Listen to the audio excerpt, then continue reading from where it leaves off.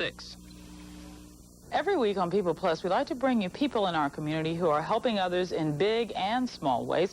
Today you meet a young entrepreneur who's working hard to get his company on solid ground, but that does not stop Chuck Brodersen from using his mechanical talents to make life easier for others, in this case, the blind.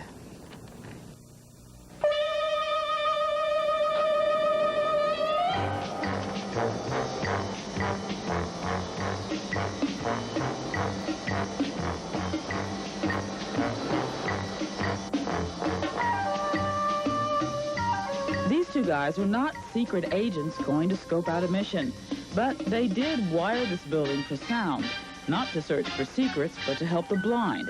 They came up with this talking elevator. Doors open, second floor. The health club and the game room are located here. Thousands of blind persons came to Richmond a few weeks ago for a national convention. Chuck and Mirko used their talent for technology to come up with what many called a little voice in the ceiling. Doors open, 18th floor. We rode the elevator without telling anybody who we are, and we're real proud and stuff of seeing people's reactions and stuff. The blind people were just very pleased with it. It told them where to get off. It just gave them eyes, so to speak, as long as they're on the elevator.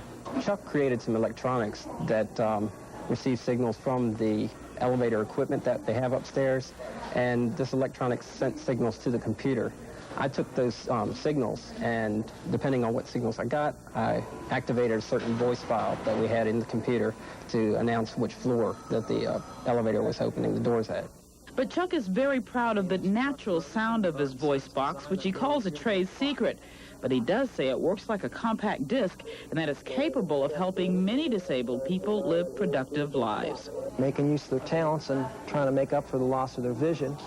So you can have a voice enunciation system that's, say, tied to the machine that they're using.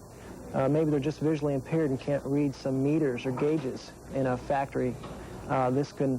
We can tie into those lights and those meters or that computer running that process and give them voice prompts. Chuck, who owns a small company called Art and Design, admits he doesn't have the money to do many projects, but he does have a dream that one day his innovations will not only help the disabled keep jobs, but let them enjoy a quality of life many of us take for granted.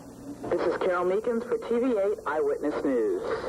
Now, it took Chuck and Mirko about 100 hours for both of them to install the talking elevator in the hotel, but both hope that more convention and trade shows will learn in the future that modifications for the disabled are possible with a little planning and foresight.